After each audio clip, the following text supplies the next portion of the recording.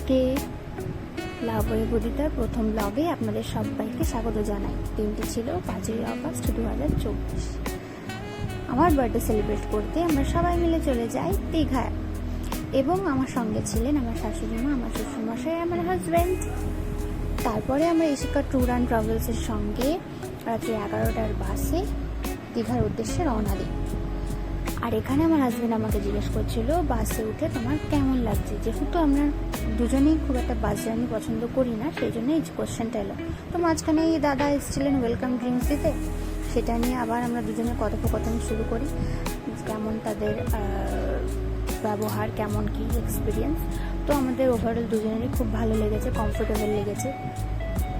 তারপরে মাঝ রাস্তায় একবার বাসটা হোল্ড করে, যেখানে আমরা একটু নেমে চা খেয়ে নিই, ওই দাঁড়িয়ে দাঁড়িয়ে কথা বলছিলাম। তারপর বাসে উঠে পড়লাম, উঠে আমি এদিক ওদিক একটু ঘুরে ঘুরে দেখছিলাম। যাই হোক, তারপরে এই করতে করতে হালকা ভোরের আলো ফুটতেই সকাল 5টা বাজে, তখন আমরা দীঘায় পৌঁছলাম। হোটেল মেরিন পার্কে আমাদের রুম বুক করা ছিল 2টো। তো সেখানে চেক ইন টাইম ছিল 11টা, যেটা আমাদের জানা ছিল না একদমই। তো যাই হোক, গিয়ে ওয়েট করা ছাড়া তো কোনো উপায় নেই। শুনলাম 7টা সাড়ে 7টায় ম্যানেজার আসবেন, এবং তার সাথে আলোচনা করেই আমাদেরকে কিছু একটা ব্যবস্থা করতে হবে। তো যেরকম অপেক্ষা করা, আর কিছু করার নেই। তারপর আমি হোটেলের ভেতর ঢুকে চারিপাশটা একটু ঘুরে দেখছিলাম। ফার্স্টে যেটা আকর্ষণীয় জায়গা, সেটা হচ্ছে এই গার্ডেন এরিয়াটা। এত অপূর্ব সুন্দর, কি বলবো আপনাদেরকে, মন প্রাণ জুড়িয়ে গেল। আর আমরা গেছিলাম সেই সময়টা হালকা বৃষ্টির ওয়েদার ছিল, যার জন্য পুরো পরিবেশটা অপরূপ সুন্দর লাগছিল। তারপরে এই পাশে ছিল সুইমিং পুল, বেশ ভালোই ছিল সুইমিং পুলটাও। আর এখানের সবচাইতে ভালো লাগার বিষয় হচ্ছে, এখানকার যারা পরিচর্যায় ছিলেন সেসব স্টাফেরা সারা দিন কিছু না কিছু কাজ করে যাচ্ছিলেন হোটেলটাকে পরিষ্কার পরিচ্ছন্ন রাখার জন্য।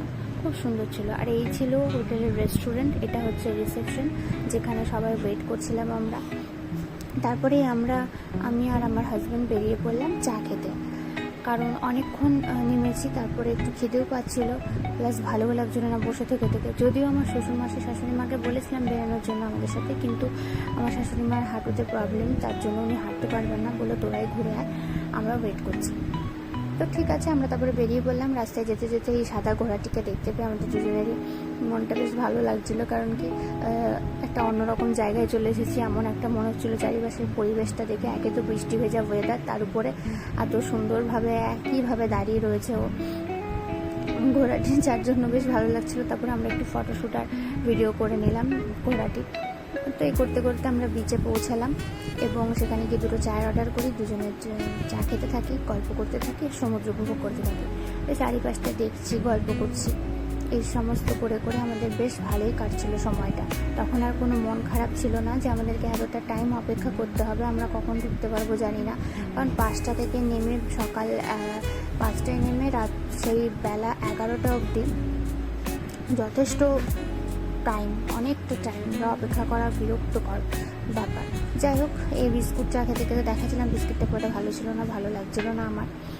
তারপরে ওখানে আমি দেখতে পেলাম বয়স্ক মানুষেরা শরীরচর্চা করছেন, যেটা দেখে আমাদের খুবই ভালো লাগলো। তাই আমিও আমার হাজব্যান্ডের সাথে আলোচনা করছিলাম যে এগুলো আমাদের করা উচিত, কিন্তু আমরা আমাদের নিজেদেরকে নিয়ে একদমই সচেতন নই।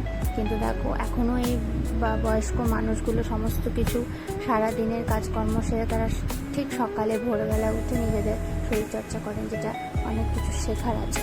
তারপরে এখানে একটা আন্টি চলে আসে কিছু তার জিনিস নিয়ে বিক্রি করার জন্য। তো আমাকে সাজেস্ট করেন যে কী নেবে। আমি বললাম যে আমাকে এরকম পুঁতি মালাটা নেওয়ার কথা বলছিল, কারণ আমি যে হ্যাঁ দিন আমাকে একটা, যেহেতু মালাটা খুব ভালো ছিল, গ্লসি ছিল, এটা অরিজিনাল মুক্ত না, তবুও আমার ভালো লেগেছে, তাই আমি নিলাম। আর উনি বারবার বলছিলেন আমার বৌনি হয়নি মা, একটা নিয়ে নাও। আর সত্যি কথা বলতে এই মালাটা আমার ভীষণ ভালো লাগে, ছোটোবেলা থেকে আমি প্রায়শই এইটা কিনি, যখনই দীঘা যাই বা পুরী যাই কিনে থাকি, তাই এখানেও আর সেটা অন্যথা হয়নি, কিনে নিয়েছিলাম। তো যাই হোক, তারপর আমার হাজব্যান্ড সাজেস্ট করলে একটা ক্লাচার নেওয়ার জন্য, ছোটো সাদা রঙের, দেখতে বেশ ভালো লাগছে, তো সেটাও একটা নিয়ে নিয়েছিলাম।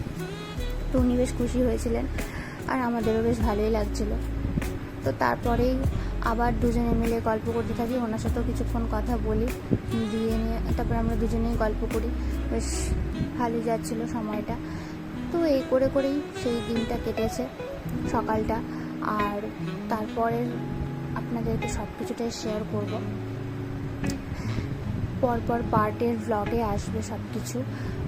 একটা ব্লগে তো সবটা দেখানো সম্ভব নয়, অনেক কিছু ইন্টারেস্টিং ব্যাপার আছে যেগুলো আমি আপনাদের সাথে শেয়ার করব। মাঝে একটা খারাপ জিনিসও ঘটে আমাদের সাথে, আমি সেটাও শেয়ার করব আপনার সাথে, আপনাদের সকলের সাথে। তো এখানে রুম টুরটা দিয়ে দিচ্ছিলাম হোটেল ঢুকে। এই রুমটা ভীষণই ভালো ছিল, খুব সুন্দর ছিল, বাথরুমটাও বেশ ভালোই ছিল। তো যেমনটা ভেবেছিলাম ঠিক তেমনটাই, সব কিছুটাই খুব সুন্দর। আর এখানে মিনি একটা ফ্রিজ ছিল, ইলেকট্রিক কেটেল ছিল, টিভি যেমনটা থাকে সব কিছুটাই ছিল। বেশ ভালো, অন্যরকম একটা ভালো লাগা ছিল এখানে। তারপরে বেলকানি দিয়ে বাগানটা আর সুইমিং পুল দুটোই আপনাদেরকে দেখাচ্ছি, এবং বিচটাও দেখা যাচ্ছিল, যেহেতু আমাদের হোটেল থেকে 3 মিনিটের রাস্তা বিচ, তো যার জন্য হোটেল থেকে দেখা যাচ্ছিল। তো অল ওভার খুব ভালো এক্সপিরিয়েন্স ছিল হোটেলের এবং এই জার্নিটা, সবটাই আপনাদের সাথে শেয়ার করব। এবং আমরা ব্রেকফাস্টে সকালে পুরি আর সবজি নিয়েছিলাম, সেটাও যথেষ্ট টেস্টি ছিল। তো সঙ্গে থাকবেন, বাই।